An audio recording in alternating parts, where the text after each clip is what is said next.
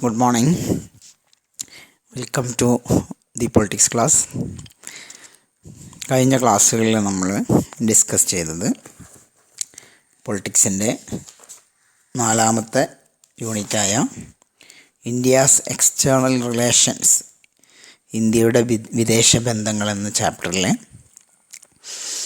Distance from to camps, 2 ചേരികളിൽ നിന്നുള്ള അകലം, അതേപോലെ ആഫ്രോ ഏഷ്യൻ യൂണിറ്റി, ഏഷ്യയുടെയും ആഫ്രിക്കയുടെയും ഐക്യം, ഈ 2 ടോപ്പിക്കുകളാണ് കഴിഞ്ഞ ക്ലാസ്സിൽ നമ്മൾ ഡിസ്കസ് ചെയ്തത്. അതിനകത്ത് ഇന്ത്യയുടെ ഫോറിൻ പോളിസി ചേരിചേരാ നയമാണെന്നും എന്താണ് ചേരിചേരാ നയം എന്നുമൊക്കെ നമ്മൾ മനസ്സിലാക്കി. ഏഷ്യോ ആഫ്രിക്കൻ യൂണിറ്റിക്ക് വേണ്ടി ഇന്ത്യയുടെ ലീഡേഴ്സ്, പ്രത്യേകിച്ചും ജവഹർലാൽ നെഹ്റു വഹിച്ചിട്ടുള്ള റോള് എന്താണ് എന്നും നമ്മൾ കഴിഞ്ഞ ക്ലാസ്സുകളിൽ മനസ്സിലാക്കി.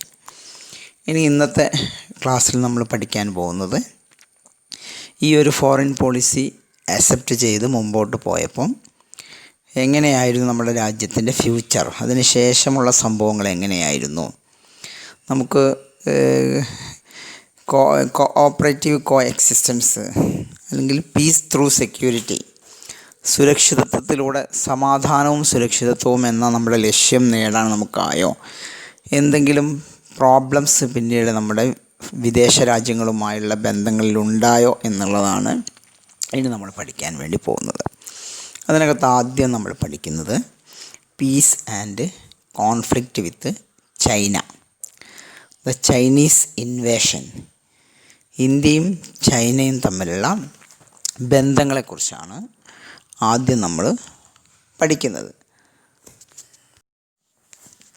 Piece and conflict with China, ചൈനയുമായുള്ള യുദ്ധവും സമാധാനവും.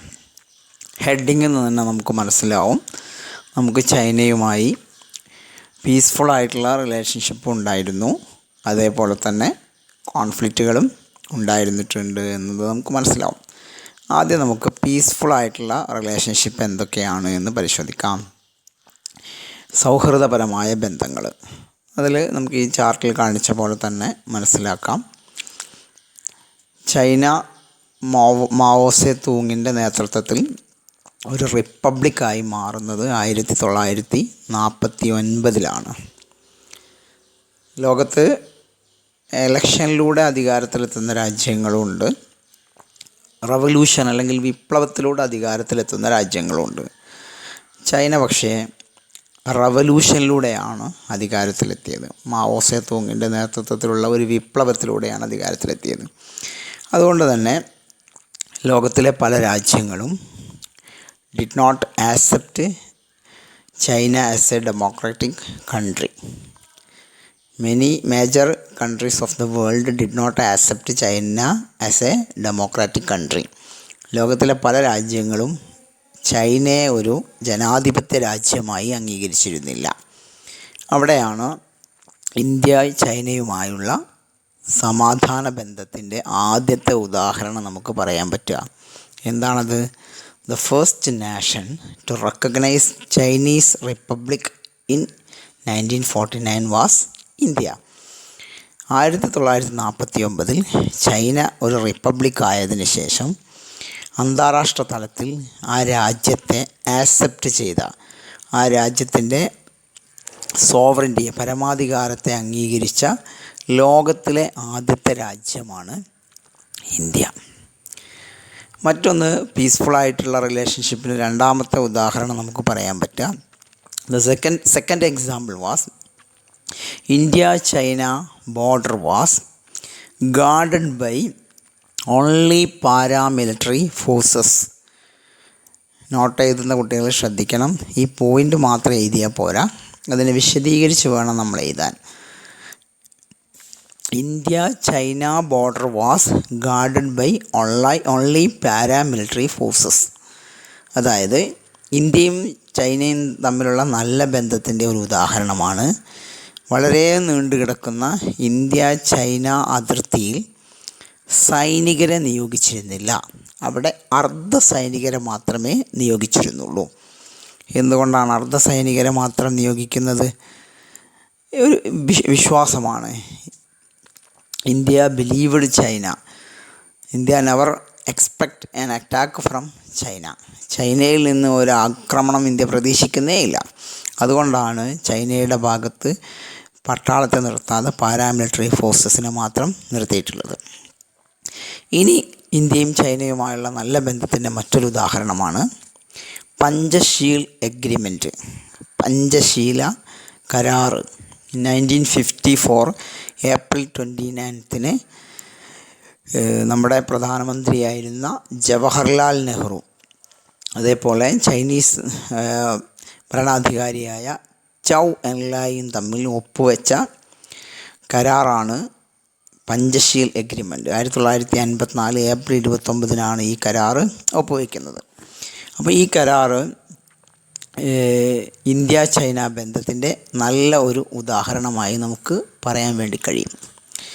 ആ പഞ്ചശീല കരാറിൽ എന്തൊക്കെ കാര്യങ്ങളാണ് പറയുന്നതെന്ന് നോക്കുമ്പോൾ നമുക്കത് കറക്റ്റായിട്ട് മനസ്സിലാക്കാൻ പറ്റും.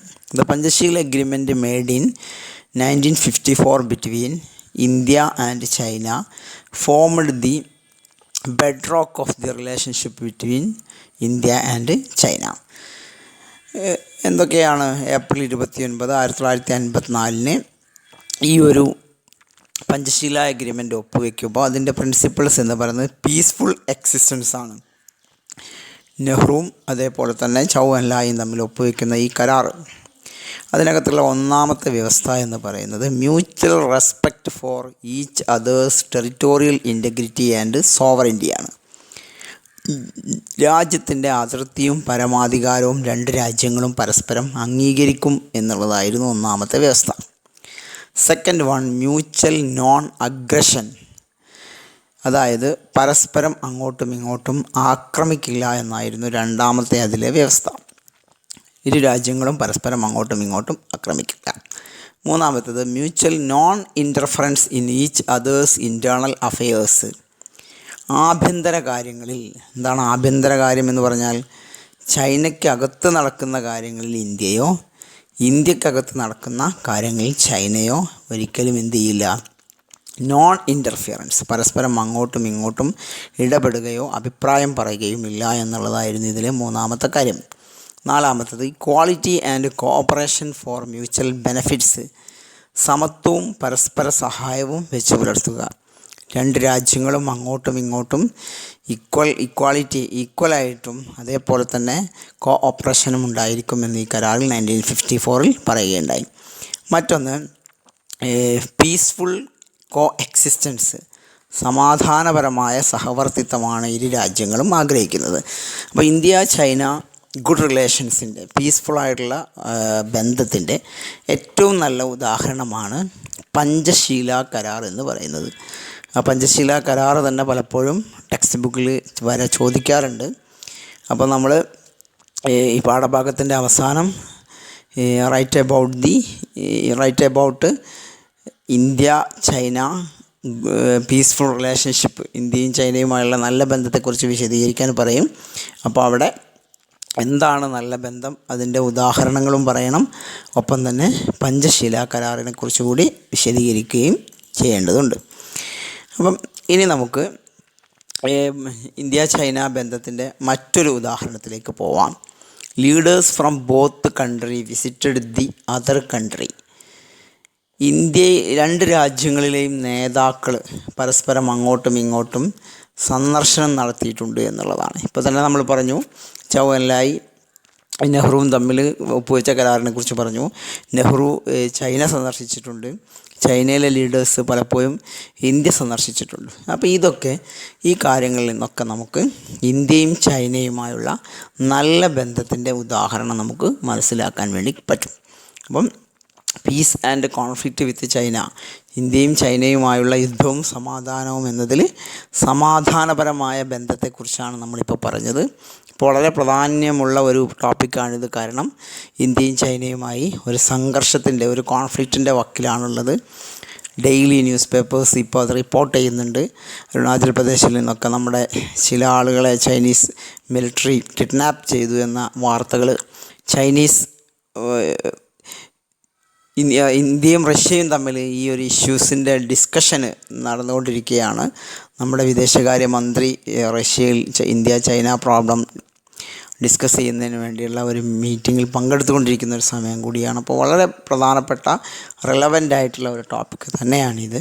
അപ്പോൾ ഇത് പ്രത്യേകമായി സൂചിപ്പിക്കാനുള്ളത്, ചോദ്യങ്ങൾക്ക് ഉത്തരങ്ങൾ എഴുതുമ്പം ഇതിനകത്ത് പറഞ്ഞിരിക്കുന്ന ഹിൻസ് മാത്രമല്ല എഴുതേണ്ടത്, അതിനെ എലാബറേറ്റ് ചെയ്ത് അതിനെ ഒരു പോയിൻ്റാക്കി മുഴുവൻ രൂപത്തിലും എഴുതാൻ കഴിയുന്ന രീതിയിൽ തന്നെ മനസ്സിലാക്കേണ്ടതുണ്ട്.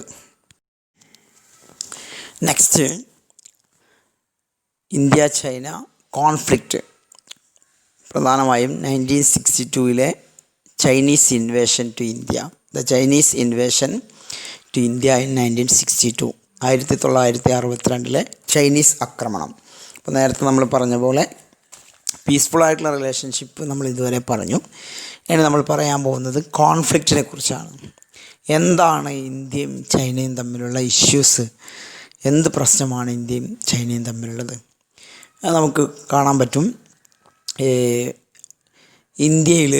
ഇന്ത്യയും ചൈനയും തമ്മിലുള്ള ഇഷ്യൂസിന് പ്രധാനമായും 2 കാരണങ്ങളാണുള്ളത്. 2 റീസൺസ് ആണ് ഉണ്ടായിരുന്നത്. അതിലൊന്നാമത്തേത് ദലൈലാമ ഇഷ്യൂ ആണ്, അല്ലെങ്കിൽ ഇഷ്യൂ ഓഫ് ദലൈലാമ പ്രശ്നമാണ് ഒന്നാമത്തേത്. രണ്ടാമത്തേത് ബോർഡർ ഇഷ്യൂ ആണ്, അതായത് അതിർത്തി തർക്കം. എന്താണ് ഇന്ത്യയും ചൈനയും തമ്മിൽ 1962 യുദ്ധമുണ്ടാവാനുള്ള കാരണം എന്നതിനെക്കുറിച്ചാണ് നമ്മളിവിടെ പറയാൻ വേണ്ടി പോകുന്നത്.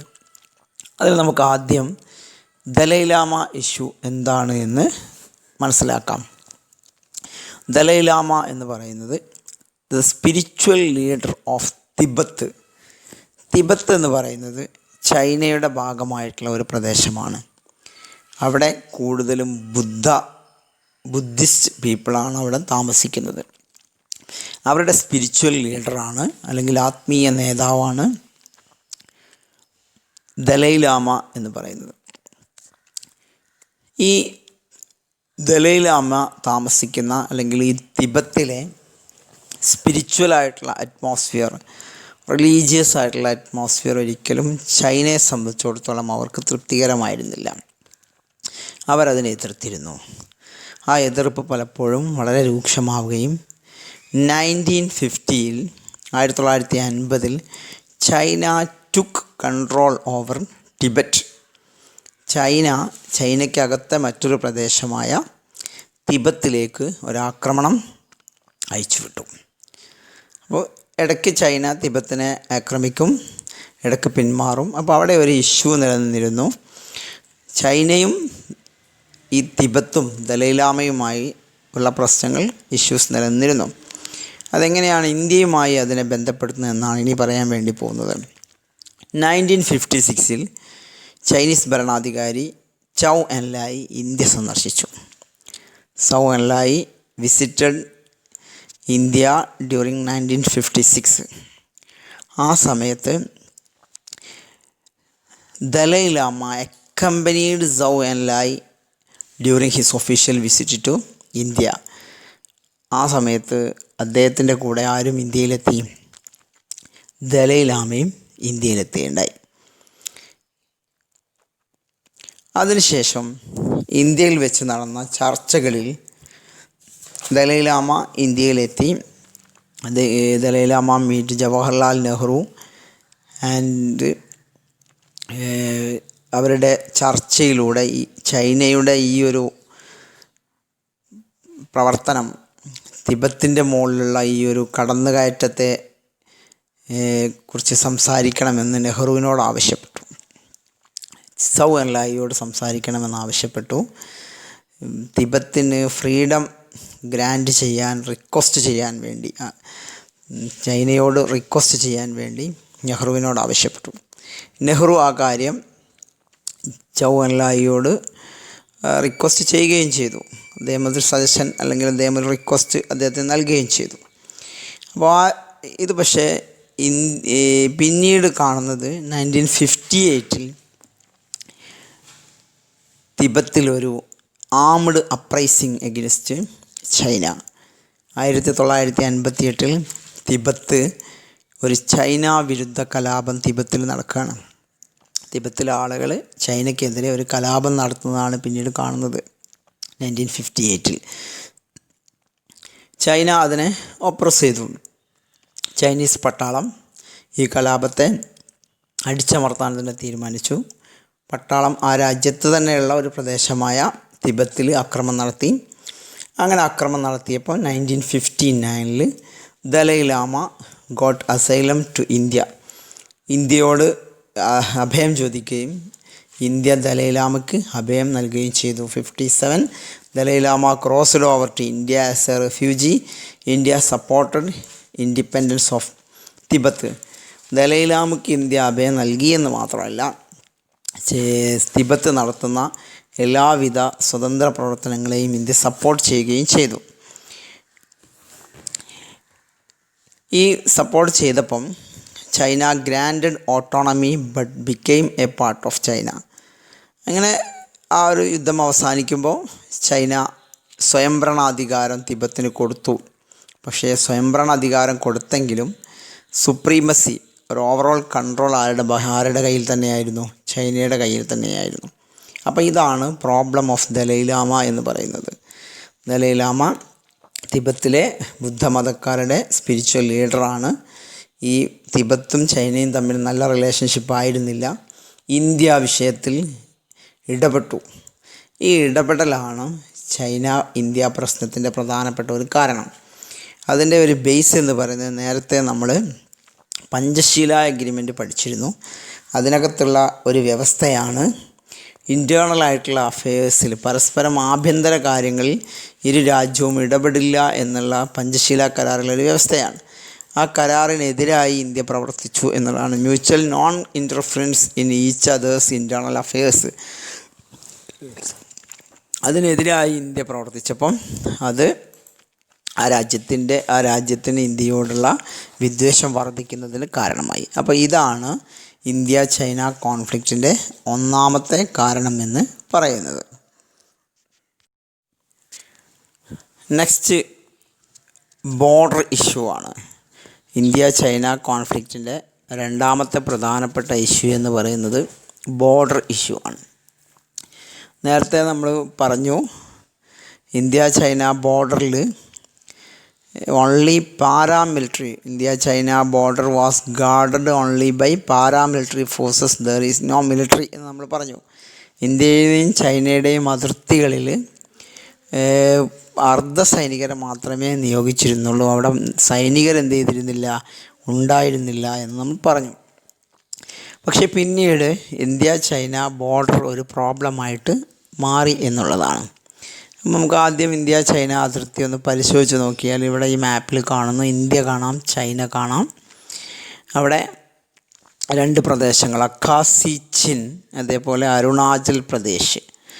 ഈ ഇത്രയും ലോങ് ബോർഡറാണ് ഇന്ത്യ ചൈനയ്ക്കുള്ളത്. ഇന്ത്യയും ചൈനയും തമ്മിൽ ഷെയറിങ് ലോങ് ബോർഡർ, ഇന്ത്യയും ചൈനയും തമ്മിൽ ഒരുപാട് സ്ഥലങ്ങളിൽ അതിർത്തി എന്ത് ചെയ്യുന്നുണ്ട്, ഷെയർ ചെയ്യുന്നുണ്ട്. അപ്പോൾ ഒരു വലിയ അതിർത്തിയാണ് ഇന്ത്യക്കും ചൈനയ്ക്കും ഇവിടെ ഉള്ളത്.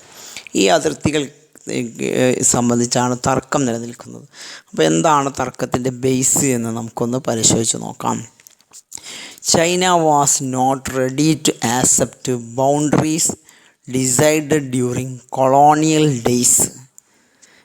പ്രശ്നത്തിൻ്റെ തുടക്കം എന്ന് പറയുന്നത് ബ്രിട്ടീഷ് ഭരണകാലത്ത് നിർണയിച്ച അതിർത്തി, അല്ലെങ്കിൽ ബ്രിട്ടീഷുകാർ നിർണയിച്ച അതിർത്തി സ്വീകരിക്കാൻ ചൈന തയ്യാറായിരുന്നില്ല എന്നുള്ളതാണ്. അതിന് ചൈനയ്ക്ക് സമ്മതമായിരുന്നില്ല. They demanded Aksai Chin in Ladakh and north east frontier area in Arunachal Pradesh in east. അവർ പറഞ്ഞത് പടിഞ്ഞാറും കിഴക്കും, പടിഞ്ഞാറ് ഭാഗത്ത് അരുണാചൽ പ്രദേശിനോട് ചേർന്ന് കിടക്കുന്ന NEFA, north east frontier area എന്ന് പറയുന്ന പ്രദേശം അവരുടേതാണ് എന്ന് അവർ ഡിമാൻഡ് ചെയ്തു, അവരാവശ്യം ഉന്നയിച്ചു. അതേപോലെ തന്നെ ജമ്മു കാശ്മീരിലെ അക്കാസി ചിൻ ഏരിയയും അവരുടെ അതിർത്തിയുടെ ഭാഗമാണ് എന്ന് അവർ ഡിമാൻഡ് ചെയ്തു, അവരാവശ്യം ഉന്നയിച്ചു. അങ്ങനെ ഉന്നയിക്കുമ്പോൾ സ്വാഭാവികമായും എന്താ ഉണ്ടാവുക, ഡിസ്കഷൻസ് നടക്കും അല്ലേ. ഈ ഡിസ്കഷൻസ് നടക്കുന്നതിനിടയിലും അവരവിടെ 1957-59 കാലഘട്ടത്തിൽ അവിടെ സ്ട്രാറ്റജിക്കൽ റോഡ് കൺസ്ട്രക്ഷൻ എന്ത് ചെയ്തു, ആരംഭിച്ചു. തന്ത്രപ്രധാനമായ പ്രദേശങ്ങളിലൂടെ ചൈന റോഡ് നിർമ്മാണം ആരംഭിച്ചു. അതിൻ്റെ ഭാഗമായി പരസ്പരം ഇരു രാജ്യങ്ങളും discussions and debates between leaders, രണ്ട് രാജ്യങ്ങളിലെയും നേതാക്കൾ ഒഫീഷ്യലായിട്ട് തന്നെ ഈ വിഷയം ചർച്ചക്കെടുത്തു. 1957-59 കാലത്ത് ചൈന അവിടെ നടത്തിയിട്ടുള്ള റോഡ് നിർമ്മാണം ഇന്ത്യ ഉന്നയിക്കുകയും അതിനെ തുടർന്ന് ചർച്ചകളൊക്കെ എന്ത് ചെയ്യുകയും ചെയ്തു, നടക്കുകയും ചെയ്തു. അതിനിടയിലാണ് 1960s എന്ന് പറയുന്നത് ലോകത്തിൻ്റെ ശ്രദ്ധ മുഴുവൻ ശീതസമരത്തിലായിരുന്നു. Cold war, when the world turned into the cold war, ശീതസമരത്തിലേക്ക് ലോകം അതിൻ്റെ ശ്രദ്ധ തിരിച്ച സമയത്ത്. ശീതസമരം എന്ന് പറയുന്നത് ആരൊക്കെ തമ്മിലുള്ള സമരമാണ്? ലോകത്തിലെ രണ്ട് പ്രധാനപ്പെട്ട ശക്തികളായ അമേരിക്കയും റഷ്യയും തമ്മിൽ നടന്നിട്ടുള്ള മത്സരമാണ്, അല്ലെങ്കിൽ യുദ്ധമാണ്, യുദ്ധസമാനമായ രംഗമാണ്. ലോകം മുഴുവൻ അങ്ങോട്ടേക്ക് ശ്രദ്ധിച്ചു കൊണ്ടിരിക്കുന്ന സമയത്തിന് അൺഎക്സ്പെക്റ്റഡായി 1962 ഒക്ടോബറിൽ ഒരു മാസീവ് സ്വിഫ്റ്റ് അറ്റാക്ക്, പെട്ടെന്നുള്ള ഒരു കടന്നുകയറ്റം ചൈന നടത്തുകയാണ്. 1962 ഒക്ടോബറിലാണ് ഒരു മിന്നലാക്രമണം പോലെ ചൈനീസ് പട്ടാളം ഇന്ത്യയുടെ അതിർത്തി പ്രദേശത്തേക്ക് കടന്നു കയറുന്നത്. അതിനുശേഷം നവംബറിൽ വീണ്ടും കൂടുതൽ കരുത്തുറ്റ ഒരു ആക്രമണം നടത്തുകയുണ്ടായി. അപ്പോൾ ഇതൊരു അൺഎക്സ്പെക്റ്റഡ് ആയിട്ടുള്ള ഒരു ആക്രമണമായിരുന്നു ഇന്ത്യയെ സംബന്ധിച്ചിടത്തോളം. ഒരിക്കലും ഇന്ത്യ ചൈനയിൽ നിന്ന് ഒരു അറ്റാക്ക് പ്രതീക്ഷിച്ചിരുന്നില്ല. ഇന്ത്യ ചൈന ബൈ എന്നൊക്കെയാണ് ആ കാലത്ത് ലോകം വിശേഷിപ്പിച്ചിരുന്നത്. അത്രയും നല്ല ഒരു ഫ്രണ്ട്ഷിപ്പിലായിരുന്നു നെഹ്റുവും അതേപോലെ ചൈനയും ഒക്കെ കണ്ടിരുന്നത്. അപ്പോൾ അതിനെയൊക്കെ തകിടം മറിച്ചുകൊണ്ടാണ് വളരെ പെട്ടെന്ന്, വളരെ അൺഎക്സ്പെക്റ്റഡായി ചൈന ഒരു ആക്രമണം ഇന്ത്യയിലേക്ക് നടത്തുന്നത്. അങ്ങനെ ആക്രമണം നടത്തി ഇന്ത്യൻ പട്ടാളം അതിനെ ഡിഫെൻഡ് ചെയ്തു. പക്ഷേ ഇന്ത്യ വളരെ വലിയ പരാജയം ഏറ്റുവാങ്ങുകയുണ്ടായി. കാരണം ആ ഭാഗത്ത് ഒരു പ്രിപ്പറേഷൻസോ അല്ലെങ്കിൽ ഒരു വലിയ മുന്നൊരുക്കങ്ങളൊന്നും ഇന്ത്യ നടത്തിയിരുന്നില്ല. Unilaterally declared ceasefire and withdraw its troops in November 21. ഒക്ടോബറിൽ ആക്രമണം തുടങ്ങിയ ചൈന നവംബർ 21 ആയപ്പോൾ ഏകപക്ഷീയമായി തന്നെ തൻ്റെ ചൈനീസ് സൈന്യത്തെ അവർ പിൻവലിക്കുകയും ചെയ്തു. നവംബർ 21 ഏകപക്ഷീയമായി ചൈനീസ് പട്ടാളം അവിടെ നിന്ന് പിന്മാറി. പക്ഷേ നേരത്തെ നമ്മൾ പറഞ്ഞ പോലെ ഈ തർക്കം നിലനിൽക്കുന്ന രണ്ട് മേഖലകൾ, ഒന്ന്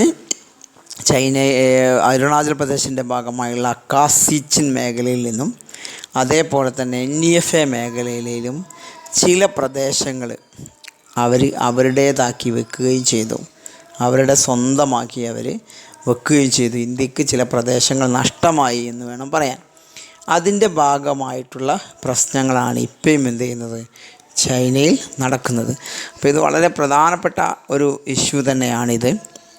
ഇന്ത്യ ചൈന തർക്കത്തെക്കുറിച്ച് നമ്മൾ പഠിക്കുമ്പോൾ രണ്ട് തർക്കങ്ങളാണെന്ന് പറഞ്ഞു. ഒന്ന് ബോർഡർ ഡിസ്പ്യൂട്ടും മറ്റൊന്ന് ദലൈലാമ ഇഷ്യൂസുമാണ്. രണ്ടും ടെക്സ്റ്റ് ബുക്ക് നന്നായി വായിച്ചിട്ടാണ് ഉത്തരം എഴുതേണ്ടത്. അപ്പോൾ രണ്ട് ചോദ്യങ്ങളാണ് ഇവിടെ നമ്മൾ കൊടുക്കുന്നത്. ഒന്നാമത്തേത് explain the relationship with peaceful relationship with India and China. ഇന്ത്യയും ചൈനയും തമ്മിലുള്ള പീസ്ഫുള്ളായിട്ടുള്ള സമാധാനപരമായ ബന്ധത്തെക്കുറിച്ച് വിശദീകരിക്കുക. അതേപോലെ തന്നെ രണ്ടാമത്തേത് write about the India China border dispute അല്ലെങ്കിൽ India China conflict in 1962. 1962 India China തർക്കങ്ങളെക്കുറിച്ച് എഴുതുക. രണ്ടിൻ്റെയും ആൻസർ എഴുതുമ്പോൾ കഴിഞ്ഞ തവണയൊക്കെ ചില കുട്ടികൾ നോട്ട് എഴുതിയപ്പോൾ ഈ സ്ലൈഡിലെ പോയിൻ്റുകൾ മാത്രമാണ് എഴുതിയത്. സ്ലൈഡിലെ പോയിൻ്റുകൾ നമുക്ക് കാര്യങ്ങൾ കേൾക്കുമ്പോൾ മനസ്സിലാക്കാൻ വേണ്ടി മാത്രമുള്ളതാണ്. നോട്ടുകളിലേക്ക് കാര്യങ്ങൾ എഴുതുമ്പോൾ സെൻറ്റൻസുകളാക്കി അത് കംപ്ലീറ്റ് ആയിട്ട് തന്നെ എഴുതണം. അപ്പോൾ വളരെ കൃത്യമായി നമുക്ക് എഴുതാൻ പറ്റും. India China had good relationship earlier time. ഇന്ത്യയും ചൈനയും തമ്മിലുള്ള ബന്ധമാണ് ഉണ്ടായിരുന്നത് എന്ന് പറയുക. എന്നിട്ട് അതിൻ്റെ ഉദാഹരണങ്ങൾ ഓരോന്നും സ്ലൈഡിലെ പോയിൻ്റുകൾ വിശദീകരിച്ച് എഴുതിക്കൊണ്ട് എഴുതുക. ടെക്സ്റ്റ് ബുക്ക് നന്നായി വായിക്കുക, നന്നായി പഠിക്കുക.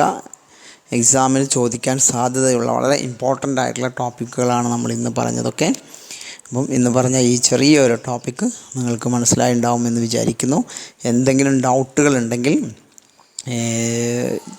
വളരെ കുറച്ച് കുട്ടികളൊക്കെ ഡൗട്ടുകൾ ചോദിക്കുന്നുണ്ട്. അപ്പം ഡൗട്ടുകളുള്ളവർ വോയിസിലൂടെ കോൺടാക്റ്റ് ചെയ്യുക. കാര്യങ്ങൾ മനസ്സിലായിട്ടുണ്ടാവുമെന്ന് വിചാരിക്കുന്നു. Thank you. Have A nice day.